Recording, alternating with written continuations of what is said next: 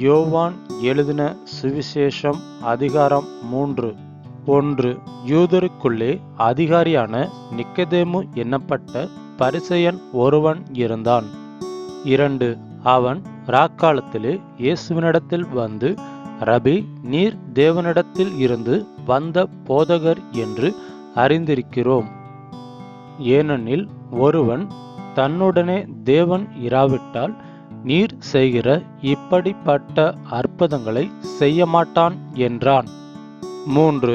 இயேசு அவனுக்கு பிரதியுத்தரமாக, ஒருவன் மறுபடியும் பிறவாவிட்டால் தேவனுடைய ராஜ்யத்தை காணமாட்டான் என்று மெய்யாவே மெய்யாவே உனக்குச் சொல்கிறேன் என்றார்.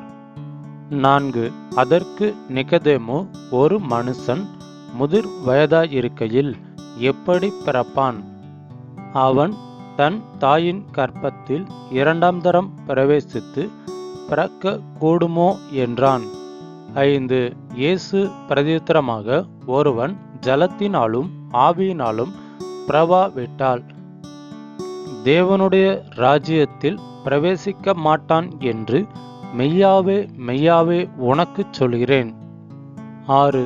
மாம்சத்தினால் பிறப்பது மாம்சமாயிருக்கும், ஆவியினால் பிறப்பது ஆவியாய் இருக்கும்.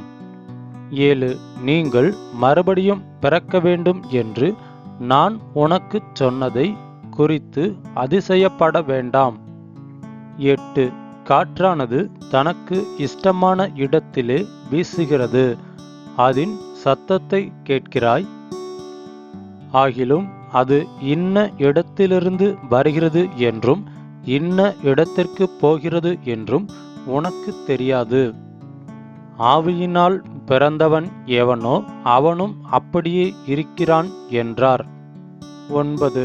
அதற்கு நிக்கதேமு, இவைகள் எப்படி ஆகும் என்றான். 10. இயேசு அவனை நோக்கி, நீ இஸ்ரவேலில் போதகனாய் இருந்தும் இவைகளை அறியாமல் இருக்கிறாயா? 11. மெய்யாகவே மெய்யாவே நான் உனக்குச் சொல்கிறேன், நாங்கள் அறிந்திருக்கிறதை சொல்லி நாங்கள் கண்டதை குறித்து சாட்சி கொடுக்கிறோம், நீங்களோ எங்கள் சாட்சியை ஏற்றுக்கொள்கிறது இல்லை. 12. பூமிக்கு அடுத்த காரியங்களை நான் உங்களுக்குச் சொல்லியும் நீங்கள் விசுவாசிக்கவில்லையே. பரம காரியங்களை உங்களுக்கு சொல்வேனானால் எப்படி விசுவாசிப்பீர்கள்? 13. பரலோகத்தில் இருந்து இறங்கினவரும் பரலோகத்தில் இருக்கிறவருமான மனுஷகுமாரனை அல்லாமல் பரலோகத்திற்கு ஏறினவன் ஒருவனும் இல்லை. 14. சர்ப்பமானது மோசேயினால் வனாந்தரத்திலே உயர்த்தப்பட்டது போல மனுஷகுமாரனும். 15.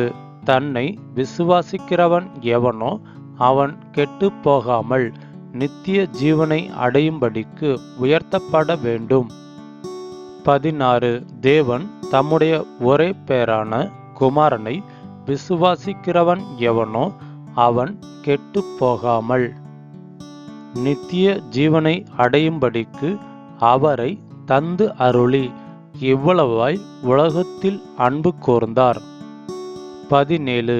உலகத்தை ஆக்கினைக்குள்ளாக தீர்க்கும்படி தேவன் தம்முடைய குமாரனை உலகத்தில் அனுப்பாமல் அவராலே உலகம் இரட்சிக்கப்படுவதற்காகவே அவரை அனுப்பினார்.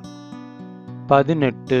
அவரை விசுவாசிக்கிறவன் ஆக்கினைக்குள்ளாக தீர்க்கப்படான், விசுவாசியாதவனோ தேவனுடைய ஒரே பேரான குமாரனுடைய நாமத்தில் விசுவாசம் உள்ளவனாய் இராதபடியினால் அவன் ஆக்கினை தீர்ப்புக்குட்பட்டாயிற்று.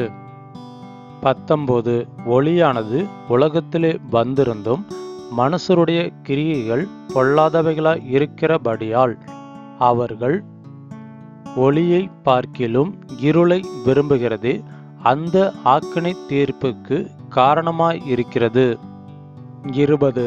பொல்லாங்கு செய்கிற எவனும் ஒளியை பகைக்கிறான், தன் கிரியைகள் கண்டிக்கப்படாதபடிக்கு ஒளியினிடத்தில் வராதிருக்கிறான். 21. சத்தியத்தின்படி செய்கிறவனோ தன் கிரியைகள் தேவனுக்குள்ளாய் செய்யப்படுகிறது என்று வெளியாகும்படிக்கு ஒளியினிடத்தில் வருகிறான் என்றார். 22 இவைகளுக்கு பின்பு இயேசுவும் அவருடைய சீசரும் யூதேயா தேசத்திற்கு வந்தார்கள். அங்கே அவர் அவர்களோடு சஞ்சரித்து ஞானஸ்நானம் கொடுத்து வந்தார். 23 சாலிம் ஊருக்கு சமீபமான ஆயினான் என்னும் இடத்திலே தண்ணீர் மிகுதியாயிருந்தபடியால் யோவானும் அங்கே ஞானஸ்நானம் கொடுத்து வந்தான். ஜனங்கள் அவனிடத்தில் வந்து ஞானஸ்நானம் பெற்றார்கள். 24 அக்காலத்தில் யோவான் காவலில் வைக்கப்பட்டிருக்கவில்லை. 25 அப்பொழுது யோவானுடைய சீசரில் சிலருக்கும் யூதருக்கும் சுத்திகரிப்பை குறித்து வாக்குவாதம் உண்டாயிற்று. 26 அவர்கள் யோவானிடத்தில் வந்து, ரபி, உம்மோடனே கூட யோர்தானுக்கு அக்கறையில் ஒருவர் இருந்தாரே, அவரை குறித்து நீரும் சாட்சி கொடுத்தீரே. இதோ அவர் ஞானஸ்தானம் கொடுக்கிறார், எல்லாரும் அவரிடத்தில் போகிறார்கள் என்றார்கள். 27 யோவான் பிரதியுத்தரமாக, பரலோகத்தில் இருந்து ஒருவனுக்கு கொடுக்கப்பட்டால் ஒழிய அவன் ஒன்றையும் பெற்றுக்கொள்ள மாட்டான். 28 நான் கிறிஸ்து அல்ல, அவருக்கு முன்னாக அனுப்பப்பட்டவன் என்று நான் சொன்னதற்கு நீங்களே சாட்சிகள். 29 மணவாட்டியை உடையவனோ மணவாளன், மணவாளனுடைய தோழனோ அருகே நின்று அவருடைய சத்தத்தை கேட்கிறவனாய் மணவாளனுடைய சத்தத்தை குறித்து மிகவும் சந்தோஷப்படுகிறான். இந்த சந்தோஷம் இப்பொழுது எனக்கு சம்பூர்ணமாயிற்று. 30 அவர் பெருகவும் நான் சிறுகவும் வேண்டும்.